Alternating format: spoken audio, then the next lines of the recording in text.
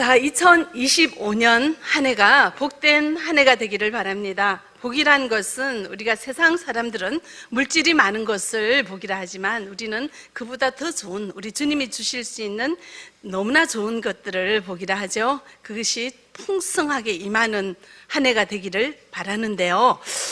근데 이 복을 만드신 분이 누구죠? 하나님이죠. 복을 많이 주고 적게 주고 나눠줄 수 있는 분이 누구예요? 하나님이에요. 근데 하나님은 어떤 사람에게 복을 많이 주실까요? 마음에 드는 사람. 그죠?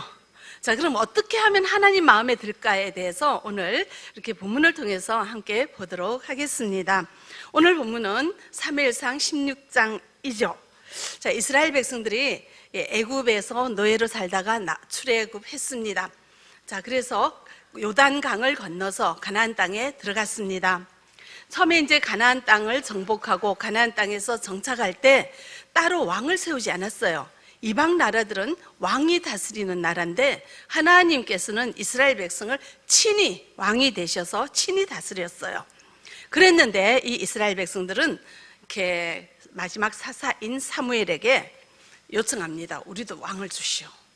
그러니까 하나님께서는 내가 너희 왕인데 또 왕을 달라.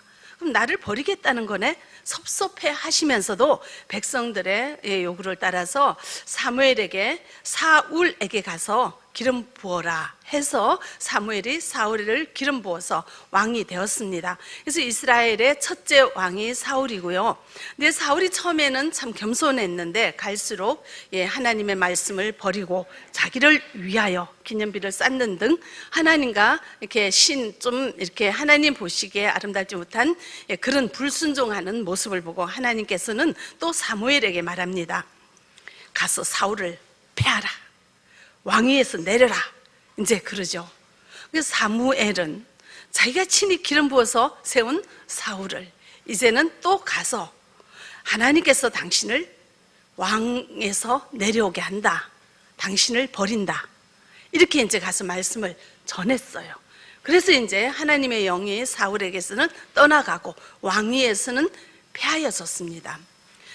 자, 그런데 이런 일을 하는 사울이 어쩌냐면은 좀 마음이 아파요.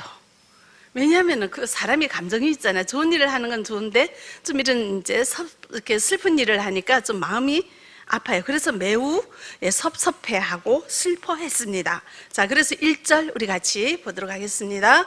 여호와께서 사무엘에게 이르시되 내가 이미 사울을 버려 이스라엘 왕이 되지 못하게 하였거늘 내가 그를 위하여 언제까지 슬퍼하겠느냐. 너는 뿔에 기름을 채워 가지고 가라. 내가 너를 베들레헴 사람 이새에게로 보내리니 이는 내가 그의 아들 중에서 한 왕을 보았느니라 하시는지라. 아멘. 이제 그만 슬퍼하고 이제 내가 가라는 대로 가라. 새로운 왕을 이제 좀 세우기 위해서 가라. 이렇게 얘기를 합니다. 이 정도로 사울이 좀 슬퍼했습니다. 이걸 보면서 저는 지도자의 애환을 볼 수가 있네요. 하나님 나라를 위해서 냉정하게 해야 될 일은 하지만 그 뒤에 마음이 좀 어째요? 짠하고 섭섭하고 슬픈 일들이 있죠. 저도 24년 한중사랑교회 사역을 하면서 겉으로는 결단력 있게 그냥 이성적으로 할 일은 한다 하지만 그러고는 뒤에 좀 마음이 짠하고 마음이 쓰이고 약간 애처로운 마음이 들 때가 더러 있었습니다.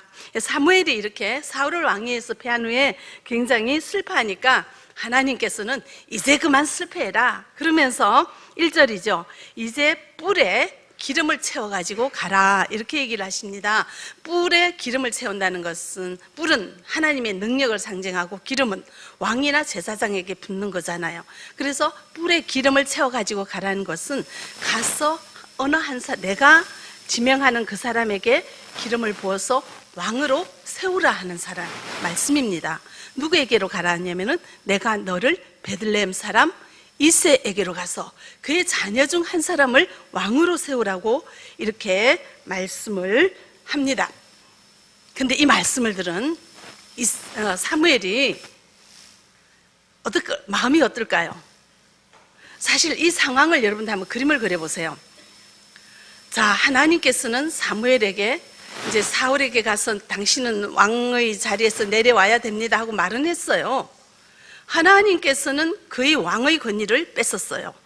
그러나 아직도 사울은 살아있고 아직도 사울은 왕의 자리에 있어요.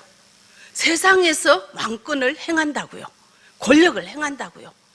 근데 시퍼렇게 살아있는 왕을 두고 하나님께서는 사무엘에게 다른 사람을 왕으로 세우라고 기름을 부으라고 말씀을 하십니다. 근데 만약에 이렇게 사울이 다른 사람을 왕으로 세웠다는 이 소식을 사울이 알게 되면 뭐라 할까요? 인간적으로 가만히 안 두겠죠. 죽이려고 그러죠. 그러니까 그런 상황을 상식적이잖아요. 아는 사무엘이 좀 주저해요. 그래서 2절, 3절 우리 같이 읽어보겠습니다. 사무엘이 이르되 내가 어찌 갈 수 있으리까? 사울이 들으면 나를 죽이리이다 하니 여호와께서 이르시되 너는 암송아지를 끌고 가서 말하기를 내가 여호와께 제사를 드리러 왔다 하고 이새를 제사에 청하라. 내가 내게 행할 일을 가르치리니 내가 내게 알게 하는 자에게 나를 위하여 기름을 부을지니라. 아멘. 그러니까 사무엘이 주저합니다. 막 상식적으로 인간적인 생각으로 하면은 정말 있을 수 없는 일을 하라고 하나님이 하시는 거잖아요. 그죠? 그러니까는 주저하고 망설이게 되고 두려워합니다. 자, 모세도 그랬잖아요. 하나님께서 모세 보고 저 애굽에 가서 그 200만 명이나 되는 너희 백성들을 데리고 오라. 근데 바로가 그냥 놓아줄 겁니까? 어떻게 해요? 상상이 안 되는, 상식적으로 상상이 안 되는 그런 일을 하라고 했을 때 모세가 내가 누군가인데 그 일을 할 수 있습니까? 그러고는 나는 입이 뻣뻣하니 내가 할 수 없습니다. 보낼 만한 자를 보내소서 하고 거절을 하는 그런 상황이에요. 그러니까 사무엘도 내가 이제 감히 이 일을 했다가는 언제 이렇게 생명이 끝날지 모르는 그런 어마어마한 일을 하나님께서 하라고 하니까 두려워하고 있어요. 망설이고 있습니다. 근데 하나님께서는 참 지혜로우세요. 무작정 하라고 하지 않고 어떤 새로운 방법을 하나 생각을 해줘요. 뭐냐면은 자, 사무엘에게 그냥 가서 기름 부으면 사람들에게 이상하게 보이니까 제사를 드리러 가라. 제사를 드리는데 그 제사에 이새의 자녀들을 가족을 초청해라. 이렇게 이제 얘기를 해주시는 거예요. 명분을 세워주시는 거죠. 왜냐하면 사울이 제사를 좋아하잖아요. 15장에 보시면 하나님께서 모든 전리품을 다 진멸하라 했는데 제사 드리려고 좋은 걸 남겨놨다고 얘기했죠. 그러니까 사울이 제사를 드리는 걸 좋아해요. 그러니까 이제 그의 눈에 약간 피하기 위해서 이런 약간 특별한 방법을 써서 제사를 드리러 가라. 이렇게 이제 얘기를 하십니다. 그런데요, 또 뭐라고 하시냐면은 3절에 보시겠습니다. 3절 한번 띄워보시죠. 제사에 청하라 이새를. 그리고 이제 그러면은 무슨 일을 해야 될지 가르쳐 준다고 하시죠. 그러면서 내가 내게 알게 하는 자에게 어떤 사람을 딱 지명해서 가르쳐 줄 테니까 거기에 기름을 부으라 말씀을 하시는데 여기에 그 앞에요. 누구를 위하여? 나를 위하여. 자, 나를 위한다는 건 누구를 위한다는 거죠? 하나님을 위하여. 하나님께서 사무엘에게 나 하나님을 위하여 너 생명 걸고 가서 내가 왕으로 택할 자에게 가서 기름을 부어라 말씀을 하십니다. 이렇게 무서워서 벌벌 떨고 내가 죽으면 어쩝니까? 어찌 그런 일을 하겠습니까? 나는 못 가겠습니다. 이렇게 막 이렇게 미적미적 하는데 이 사무엘은 하나님이 하시는 이 말씀 나를 위하여 하라 이 말씀에 즉시로 순종합니다. 갑니다. 이게 신앙인 줄 믿습니다. 주님을 위하여 사는 거예요. 주님을 위하여서는 내 생명이 아깝지 않습니다. 주님을 위하여서는 나의 모든 것이 아깝지가 않습니다. 여러분들 어떠세요? 아멘이시죠? 아멘이시죠? 네. 자, 하나님께서는 사람을 창조한 목적이 뭐죠? 무슨 목적으로 우리 사람을 창조하셨습니까? 하나님의 영광을 위하여 창조한 자를 내게 오게 하라. 이사야서 43장 7절이죠. 하나님이 우리를 이렇게 피조물로 창조한 목적은 하나님의 영광을 드러내기 위하여입니다.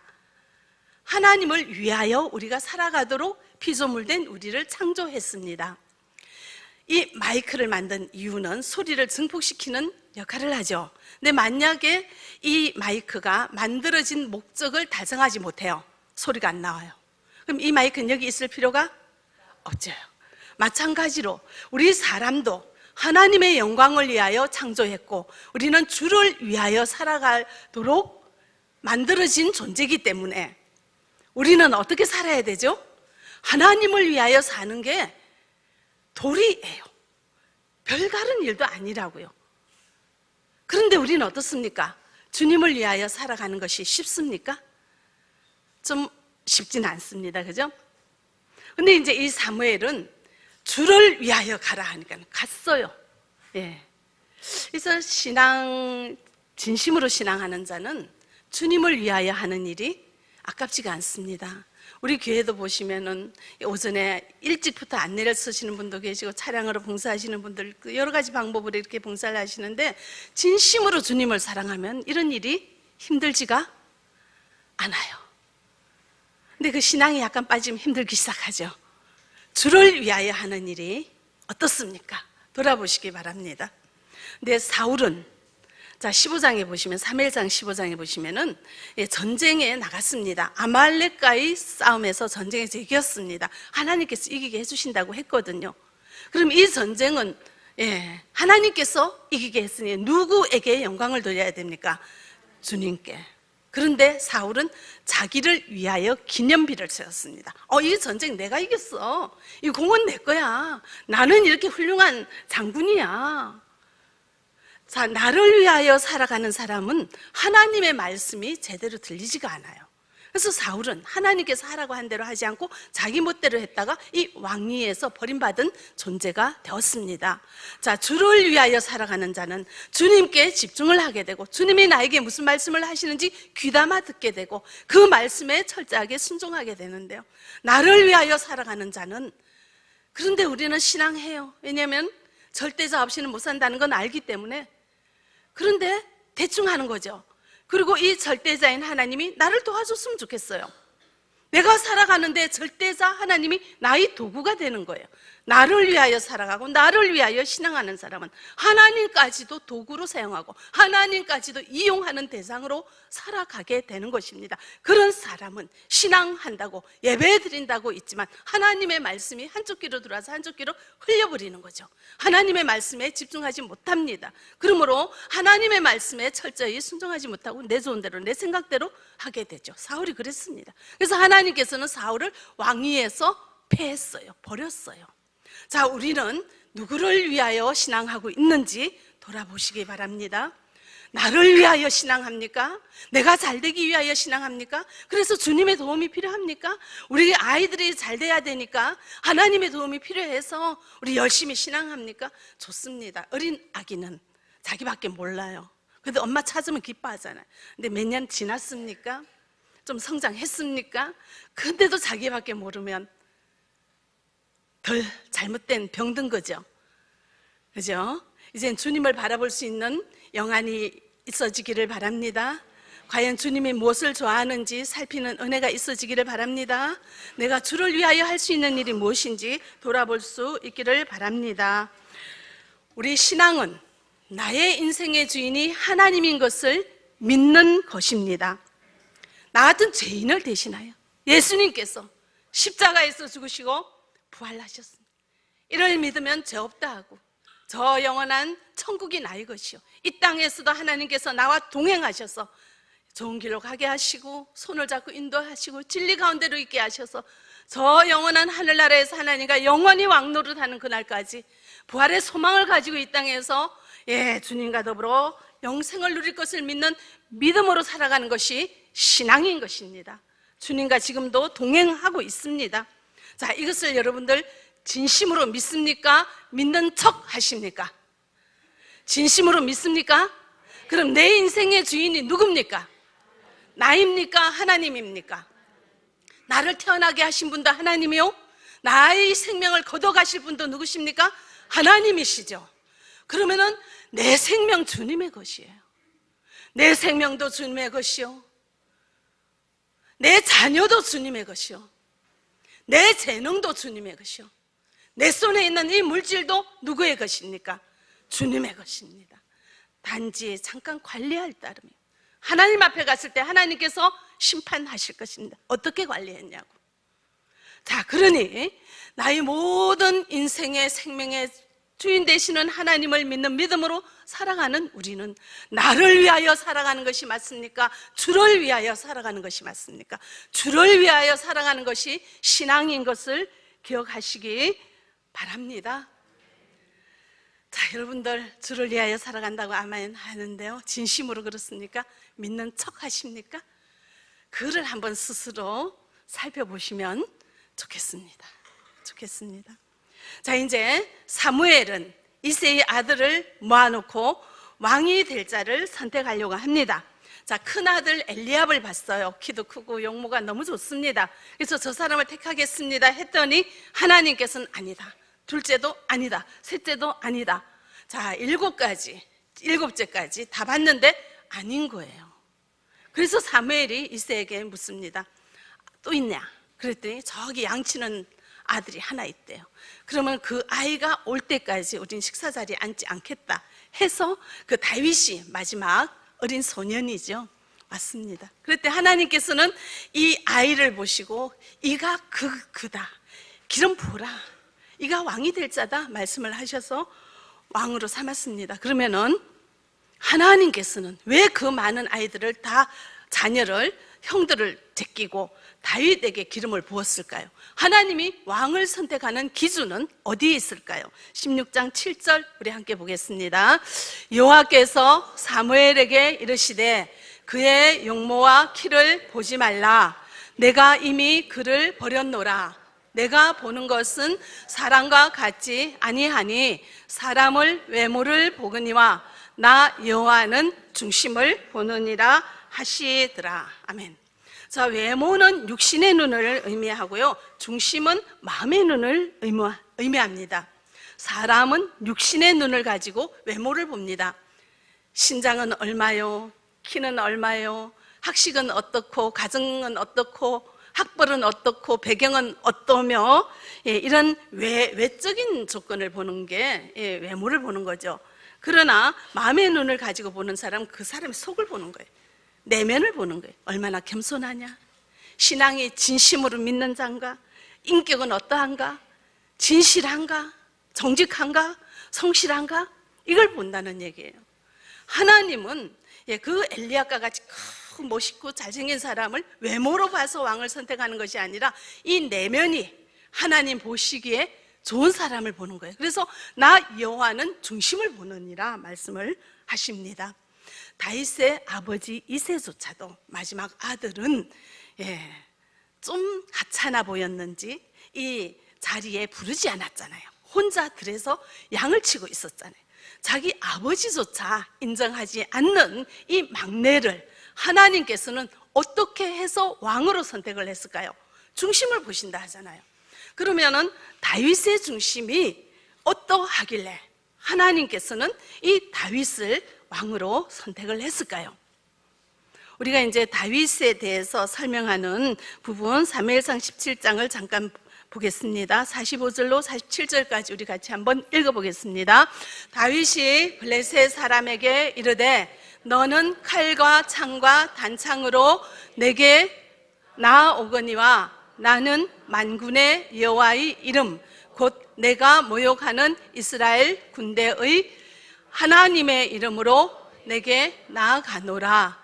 오늘 여호와께서 너를 내 손에 넘기시리니 내가 너를 쳐서 내 목을 베고 블레셋 군대의 시체를 오늘 공중에 세워 땅의 들짐승에게 주어 온 땅으로 이스라엘의 하나님이 계신 줄 알게 하겠고 또 여호와의 구원하심이 칼과 창에 있지 아니함을 이 우리에게 알게 하리라. 전쟁은 여호와께 속한 것인즉 그가 너희를 우리 손에 넘기시리라. 아멘.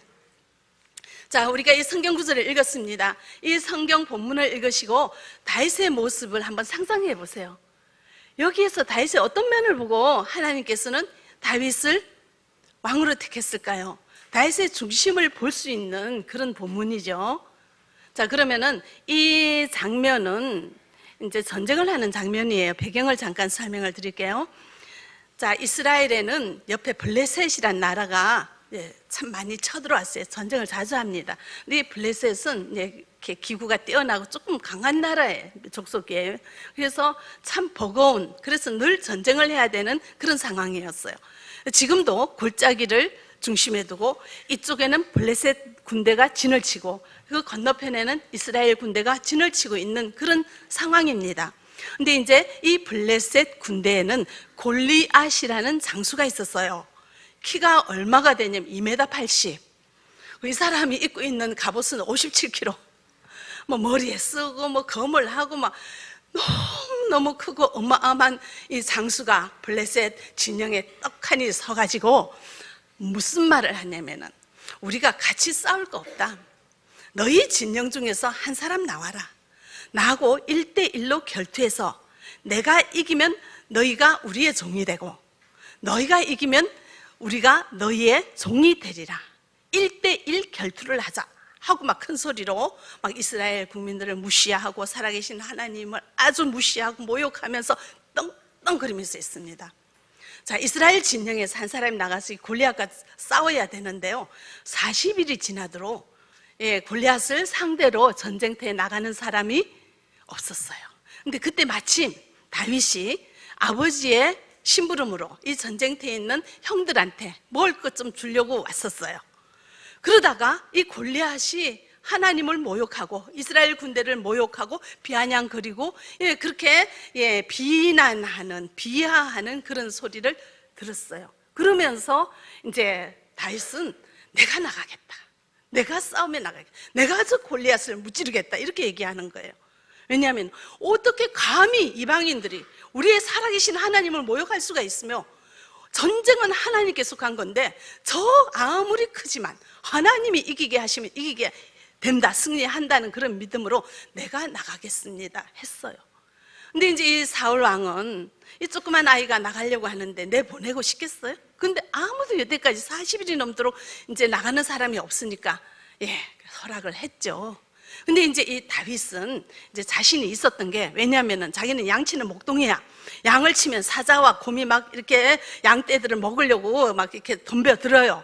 그러니까는 사자가 양을 잡아먹고 곰이 양떼를 잡아먹는 그런 현장에서 직접 맨몸으로 나와서 그 사자의 발톱에서 양을 구하고 곰의 발톱에서 자기가 이렇게 하는 양떼를 구해서 사자와 곰을 물리친 그런 경험이 있는 거예요. 그리고 이 돌 던져서 하는데 아주 자신이 있거든요. 그러니까 이제 나가서 하겠다고 했고, 그래서 나가서 이 골리앗과 싸워서 승리했잖아요. 자, 여기에서 우리가 다윗의 모습에서 볼 수 있는 것이 어떤 게 있습니까? 여러분들은 하나님을 욕하면 이렇게 기분이 나쁩니까? 나를 욕하면 기분이 나쁩니까? 여러분들은 내가 다니는 교회를 누가 좀 비난하면 하나님을 욕하는 것 같아서 기분이 나쁩니까? 나를 욕하는 것 같아서 기분이 나쁩니까? 내가 다니는 데를 그렇게 아주 그냥 하찮게 봐? 해서 기분이 나쁩니까? 어떻습니까? 여러분은 다윗처럼 하나님을 모욕할 때 이렇게 분개하고 의분이 일어나고 견딜 수 없는 그런 마음이 듭니까? 주를 위하여 사는 사람은 주님이 욕먹으면 그렇게 마음이 아프죠. 나를 위하여 사는 사람은 내가 어디 가서 손가락질 하나만 받으면 그렇게 기분이 나빠요. 우리는 주님 때문에 어디 가서 욕먹어도 괜찮았던 적이 있어요? 주님 일 하다가 손가락질 받을 때 괜찮았던 적이 있어요? 내가 주님을 기쁘시게 하면 나는 욕먹어도 괜찮아. 내가 주님만 기뻐하시면 나는 무슨 일을 해도 괜찮아. 이렇게 해본 적이 있습니까? 어떻습니까? 이 다윗은 주를 위하여, 주님이 욕먹는 것을 주님이 저렇게 비난받는 살아계신 위대한 나의 하나님께서 저 쓸데없는 이방인에게 손가락질 당하고 별창게 한창게 대접받는 이것을 견딜 수 없는 거예요. 주를 위하여 살아가는 마음이 우리 마음에 있는지 돌아보시기 바랍니다. 그리고 다윗에게는 전쟁은 여호와께 속한 것이라는 믿음이 있어요. 내 생명 누구 것입니까? 하나님의 것이죠? 예. 내 생명 하나님의 것이에요? 예. 나에게 물질 주시는 분 누구세요? 나에게 생명 주시는 분 누구세요? 우리 자녀를 잘 되게도 하고 못 되게도 하시는 분 누구세요? 우리를 부자가 되게도 하고 가난하게도 하시는 분 누구세요? 하나님이죠. 내 모든 주인은 누구십니까? 하나님이죠. 그러면은 우리는 이 하나님을 온전히 내 인생의 주인으로 모시고 그런 믿음으로 살아가고 있죠. 그죠? 거기에 진영을 골짜기를 둘러싸고 있는 이스라엘 백성들도 다 믿어요. 전쟁은 누구에게 속한 것이라? 여호와께 속한 것이라. 칼과 창이 있지 않고 주님의 손에 있다는 것 믿죠? 근데 여태까지 어느 한 사람도 나가서 전쟁한 사람이 없어요. 왜요? 믿는 것과 행하는 게 달라요. 하나님은 그걸 보세요. 말로만 하는가 진심으로 믿는가. 진심으로 믿는 사람은 그 믿음 따라 행동하게 되죠. 이런 절대절명의 위기에서 내 생명이 뺏길 수 있는 위기에서 어려움에서도 진심으로 믿는다면 나가서 저 골리앗과 싸워서 내가 싸워보겠다 하고 나갈 수 있다는 거죠. 다윗의 중심에는 진심으로 믿는 믿음이 있었습니다. 다윗의 중심에는 주를 위하여 살아가는 진심이 있었습니다. 우리는 어떻습니까? 주님, 내 생명 주님의 것이니 주님 내 생명 가져가세요. 내 생명 주님 앞에 드립니다. 고백하시죠? 고백하시죠? 내 손에 있는 모든 것 다 주님 것입니다. 주님 앞에 드립니다. 고백하시죠? 근데 드릴 때는 막상 어떠세요?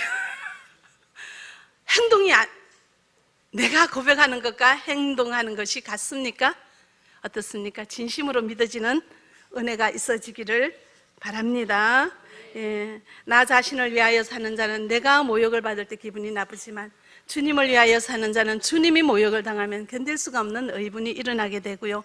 주님을 위하여 내 생명 아깝지 않게 드릴 수 있는 그런 마음이 있고요. 진심으로 믿는 자는 이 진심으로 믿는 것이 행동으로 반드시 나타나게 되는 것입니다. 그래서 하나님은 다윗의 그 중심을 이미 알았잖아요. 그래서 왕으로 세웠더니 이 다윗이 그 이스라엘에서 가장 위대한 왕이 되었고 또 다윗의 자손 중에 예수 그리스도가 탄생하는 놀라운 가문이 되도록 하나님께서 하셨습니다. 네. 자, 우리의 믿음은 말로만 하는 믿음이 아니라 정말 이렇게 행동으로 열매로 나타나는 믿음이길 바랍니다. 우리의 중심이 그러하길 바랍니다. 진심으로 믿는 믿음이 있어지기를 바랍니다. 제가 이제 우리 교회 5대의 김성희 집사님을 참 칭찬하고 싶은데요. 우리 이 집사님은 암이잖아요. 그죠? 암으로 판정받고 방사선 치료를 얼마나 많이 했습니까? 그런데도 방사선 치료 목요일날 했는데 주일날 교회를 나오는 거예요. 그래서 내가 우리가 방사선 치료하면 면역력이 없어서 사람 많은 데 가지 말라고 그러는데요. 감염이 돼서 또 다른 병이 생길까 봐 병원에서. 근데 교회를 와요. 근데 교회에서 하는 일이 참 많아요. 5대에서 통역도 해야 되죠. 번역도 해야 되죠. 또 복음과 나를 가르쳐야 되죠. 또 이제 화면 컴퓨터 이제 본인이 해야 되죠. 참 할 일이 많은데 그 할 일 하러 오는 거예요. 어떤 때는 어지럽고 어떤 때는 미식거리고 또 어떤 때는 그 방사선 치료해서 머리카락이 다 빠졌는데 용감하게 맨머리로 왔더라고요. 또 어떤 때는 짧은 단발 가발을 쓰고 오고 오늘은 또 긴 가발을 쓰고 왔더라고요. 그렇게 나름대로 머리에 멋을 내면서 아주 그냥 씩씩하게 이렇게 오는데 나 걱정이 돼요, 사실. 저렇게 더 아프면 어떡할까? 근데 본인이 그래, 집에서 좀 잘 조리하지 이러니까 괜찮아요. 생명이 주님께 있잖아요. 진짜 믿는 거예요. 진짜 믿으니까 이렇게 오는 거예요. 다윗이 그랬어요. 이런 믿음의 사람을 하나님께서는 찾고 계신다는 거죠. 그 중심을 보시는 하나님께서 과연 믿음 따라 살아갈 수 있는가를 보신다는 거죠. 그래서 며칠 전에 또 검사를 했는데 깨끗이 나았다고 그래요. 할렐루야, 할렐루야. 예. 진심으로 주님을 사랑하고 진심으로 믿음, 주님께 집중하는 은혜가 있으시길 바랍니다. 진심으로 주님을 위하여 살아갈 때 주님의 말씀에 귀를 기울이게 되고요, 주님의 말씀 따라 살아갈 수 있는 신앙의 열매가 있는 줄 믿습니다. 우리의 중심은 어떤지 보고 계시죠? 말만 하는지, 그런 척 하는지, 진짜로 그런지, 아니면 아직은 아기와 같은 믿음일 수도 있어요. 그건 괜찮아요, 그죠? 근데 우리 믿음 성장하게 해주세요. 오직 주님 앞에 살겠습니다. 이 복을 주시는 주님 앞에 우리가 오늘 또 살아있음으로 이렇게 예배드릴 수 있음에 감사드리고, 2025년 새해에는 오직 주님께 더 가까이 나아가는, 그래서 우리 주님의 마음에 드는 우리가 될 수 있도록 기도하며 순종하며 나아갈 수 있기를 바랍니다.